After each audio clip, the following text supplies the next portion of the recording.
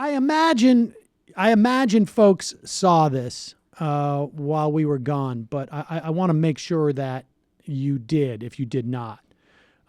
We have been talking about Sinclair Media. I mean, Sinclair Media, we were talking about back in 2004 when they decided to run the Swift Boat so-called documentary. But we've been talking about Sinclair Media through when the Sinclair Media outlet in Montana didn't cover the Gianforte when this congressional candidate at the time, now he's a congressman, body slammed a reporter, so much so that he ultimately was charged with assault. And I think he was found guilty of misdemeanor assault. The had to have helped Sinclair Media local affiliate did not cover that story. They did not cover that story before the election. And there was a story in December. I believe it was in Politico. I'm not sure where. You can find it pretty easily. Jared Kushner announced that in October, he had a sit down with the Sinclair Media people to arrange for better news coverage.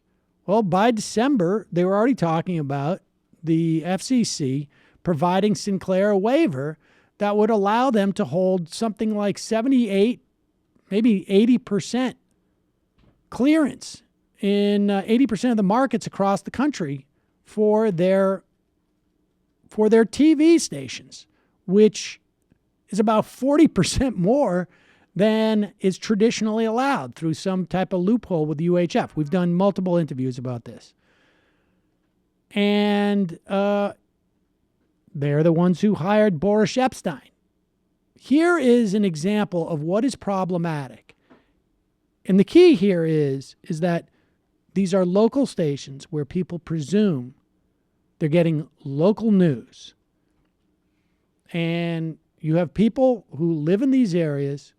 They're driving around their car. They're listening to Limbaugh, to Hannity, to Levin. They're getting out of their cars. They're watching their local news. Sinclair channel. They don't know anything about it. You don't see Sinclair. It's just Channel 6. It just happens to be owned by Sinclair. And this is the type of garbage that they're getting. These, basically these edicts. And this is just an example that is readily obvious. You don't know what is the more editorialized bent that isn't literally scripted word for word across every one of their stations. Hi, I'm Fox San Antonio's Jessica Headley. And I'm Ryan Wolf. Our greatest responsibility is to serve our Treasure Valley communities, the El Paso, Las Cruces communities, Eastern Iowa communities, Mid-Michigan communities.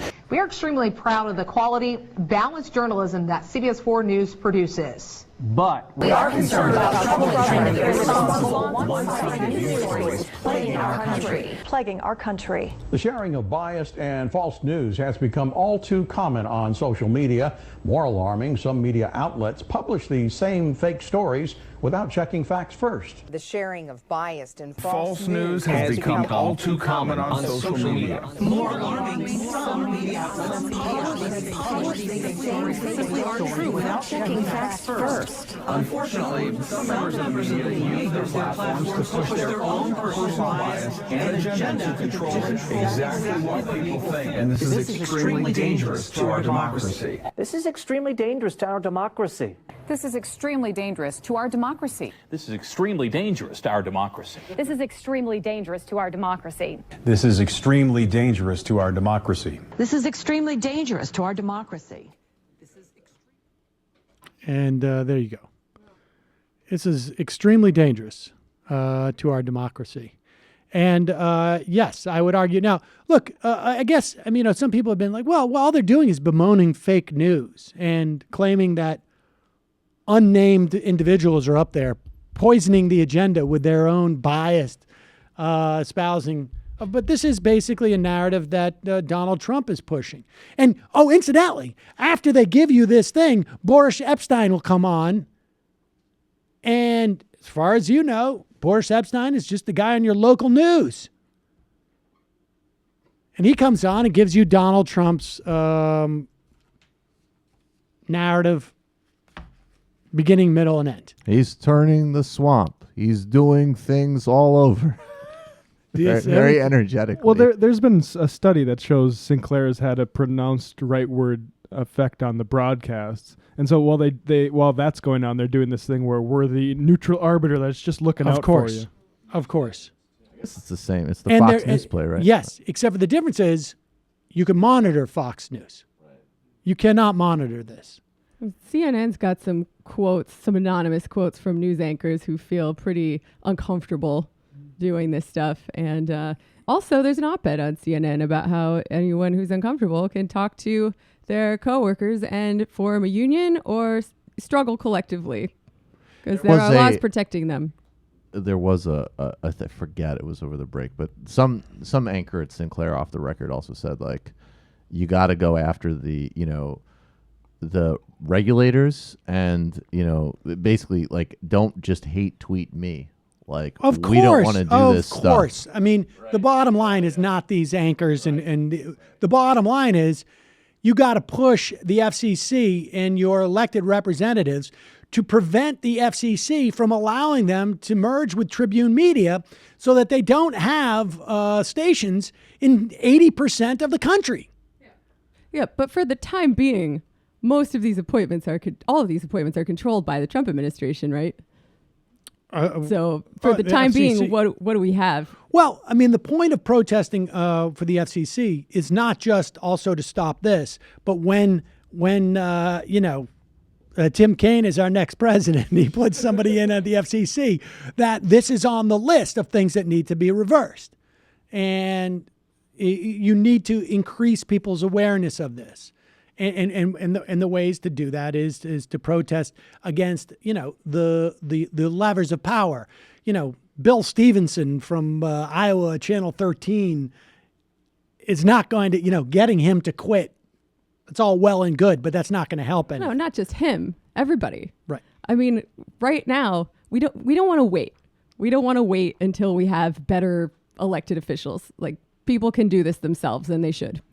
Well, but when Bill Stevenson quits, then it's going to be Marge Stevenberg who gets up there and says the same damn thing. Wait, the Jew comes in? No, she's German. German. I have no idea. Okay. But here is Chris Ripley. He is the is he the CEO of Sinclair Media? He was at where was this? It was last April. No, where was this? This is the CEO. He was going off on the Media Institute Communications Forum, and this is he was talking. When was this? Last summer in June. Last summer, when he was anticipating his the hopefully getting somehow the FCC at that time. Well, last June there would have been obviously Ajapai was there. So this is basically his explanation as to why they should be able to merge with Tribune Media and have all these outlets across the country. We're the largest TV broadcaster by far, but yet we are so tiny compared to AT&T, Verizon, Comcast, Charter, Google, Facebook, Amazon, and all those names that I just said are people that we interface with. They're either customers or vendors or competitors, or would-be competitors. So that's the ecosystem we play in, and the reality is we look around and we find ourselves the shortest of everyone at that table, and that's one of the reasons why, we just sort of scratch our heads from a regulatory basis, why there could be any grounds to prevent such consolidation from happening. When if it doesn't happen, we'll simply cease to exist as an industry. Okay, so there he is, just fine. Now understand what the ruling here by the FCC would entail. Before there was cable television, there were two frequencies of TV that you could receive, VHF, and UHF. VHF consisted of your major television stations with the biggest signals, like Channel 2 or Channel 4 or 5 or 7, maybe 10 if you were in a secondary market. The UHF channels were like channels like 27 or 38 or 56 or 68. That made a difference. They had smaller signals and they were much more localized. But now that everything is on cable, signal size does not matter. But under the FCC ruling, Ajit Pai is still going to make a differential between buying a UHF station and a VHF station, even though they're delivered by cable. So it does not make a difference that their signal is not as strong, because their signal is completely equalized by being on cable. So the rule is you're not allowed to own more stations than would provide you with 39% access to the United States population.